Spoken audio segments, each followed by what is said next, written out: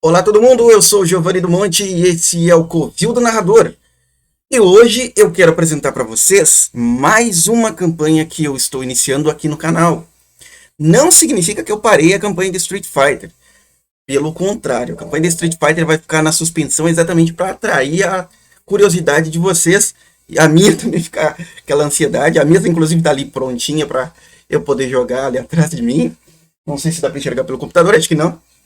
Mas a questão é a seguinte. Essa campanha que eu vou iniciar agora é uma campanha que eu já havia prometido nos vídeos anteriores e na verdade, eu já tenho testado esse sistema em modo solo e em modo grupo há algumas semanas, desde que eu entrei no Late Pledge. E agora eu vou entrar de cabeça mais ainda numa campanha de modo solo e vou fazer algumas coisas diferenciadas nessa campanha e espero que fiquem bem legais e que vocês curtam. Hoje, nesse primeiro episódio, vamos fazer mais ou menos como se fosse uma sessão zero. Eu vou apresentar para vocês a minha proposta de campanha, o personagem e alguns preparativos que eu estou fazendo para uma campanha então de aventuras na Era Iboriana. 3, 2, Bom, 1. eu fiz algumas linhas de pensamento aqui, como eu sempre faço quando eu jogo através do Telegram. Porque a ideia aqui era eu conseguir construir um personagem que ficasse interessante. Então eu primeiro fiz uma lista de perícias que eu poderia desejar ter para o conceito de personagem que eu imaginei e as qualidades que fariam com que ele fosse o personagem perfeito dentro do seu conceito.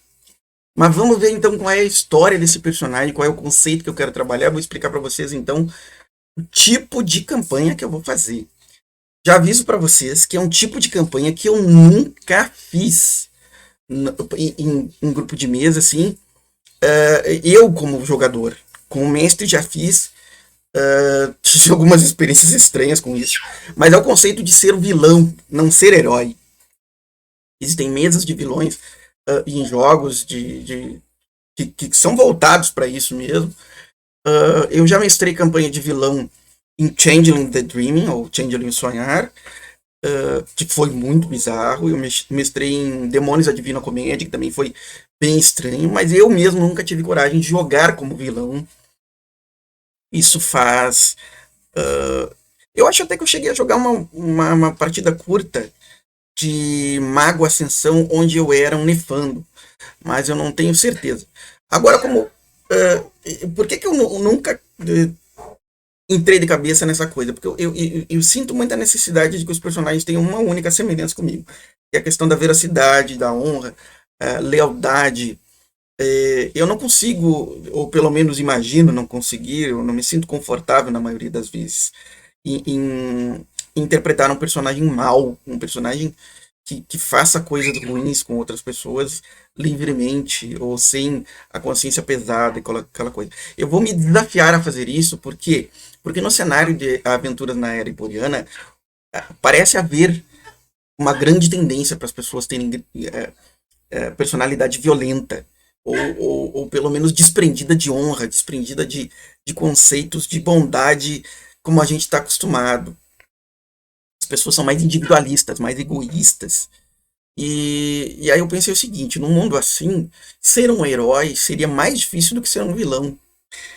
E, de fato, eu estou tentando fazer um herói numa campanha que eu estou jogando individualmente, assim, para mim, né, como teste do jogo. E é complicado. É complicado num mundo onde é fácil de haver traições, intrigas, e os mistérios do mundo vão te levar a lugares muito perigosos onde as pessoas não vão se portar com você.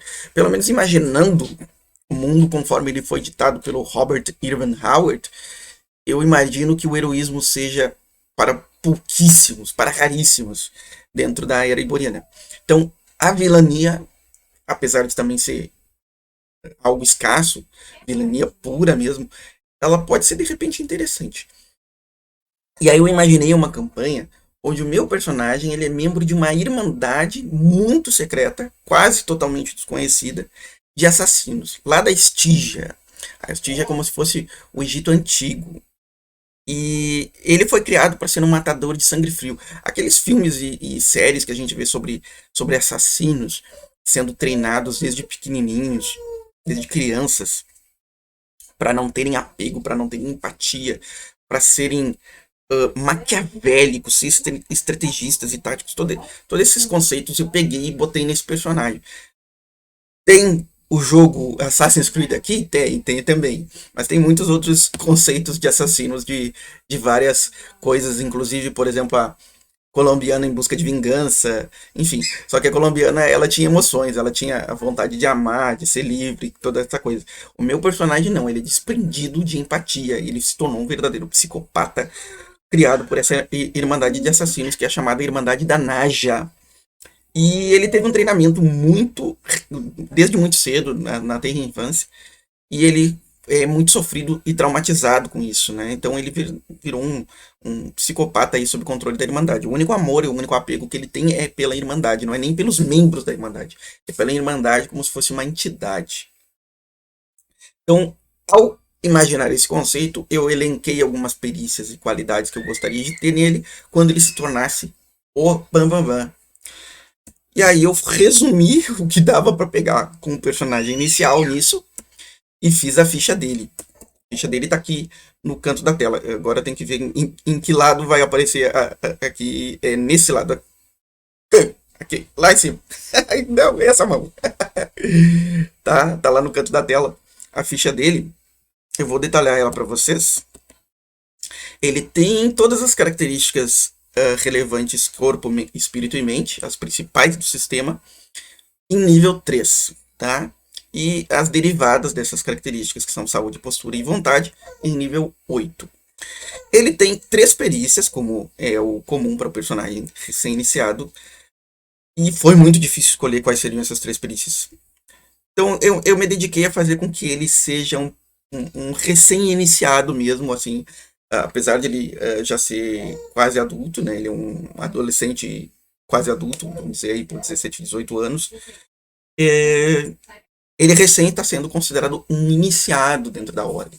Eu ainda não pensei sobre a política dessa ordem, dessa irmandade, mas uma coisa que eu imaginei dessa ordem é que eles têm um código rígido de conduta, eles conhecem poucos membros entre si, tem poucos contatos entre si, então eles conhecem poucos membros e mesmo assim eles se reconhecem mais pela voz e por senhas. Eles costumam usar máscaras para tapar os rostos, de modo que nunca possam entregar um ao outro se de repente alguma autoridade, alguma coisa assim vier a caçar eles. Apesar de que na Estige as autoridades são malignas também, né? Ele tem combate corporal, combate à distância e subterfúgio. Tá? E nas qualidades ele tem ambidestria, para ele poder ter 2 ataques por turno. Ele tem lutador veloz, que significa que quando ele usa armaduras leves e armas leves, ele luta mais habilidosamente, ele se defende melhor. E ele tem rastros invisíveis, que significa que ele é difícil de rastrear, ele é muito furtivo. Tá? E aí entre os pertences dele estão 2 adagas, ele tem polhadeira, ele está usando loriga de couro, ele tem uma corda com gancho, tem kit de arrombamento, carrega mochila, lanterna, isqueiro, óleo, botas. Tá? Ele é quase como se fosse a classe assassino do Dungeons and Dragons 4ª edição. E aí nós vamos ver se ele vai ser eficiente nisso quando a campanha começar. Mas por enquanto eu pensei num diferencial para a campanha. Ele vai começar ainda estando em treinamento, finalizando o seu treinamento na cidade de Sukhmet, que é uma cidade bem ao sul, uma cidade decadente da Estígia, próxima de pântanos, e próxima do Reino Negro de Darfar, de onde costumam partir caravanas e tropas de canibais caçando vítimas. E ele. Eu peguei aquela figurinha ali pra ser ele, tá, galera? Opa! E, e aí, eu peguei também um símbolo pra ordem, que é essa najazinha com uma caveira. E peguei Isso aqui é uma ilustração que tem na Savage Sword of Conan, número 225, 225, que seria a parte frontal, a chegada a Sukhmet, tá? Isso para dar uma inspiração aí. Então, o que, que vai ser provavelmente o estilo de campanha no início?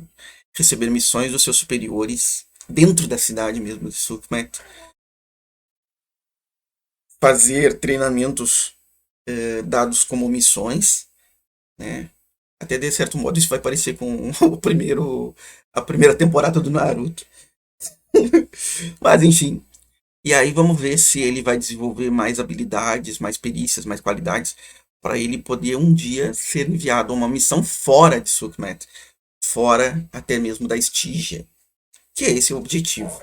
Né? Ele ser mandado como um assassino de pessoas importantes em outras nações do continente iboriano.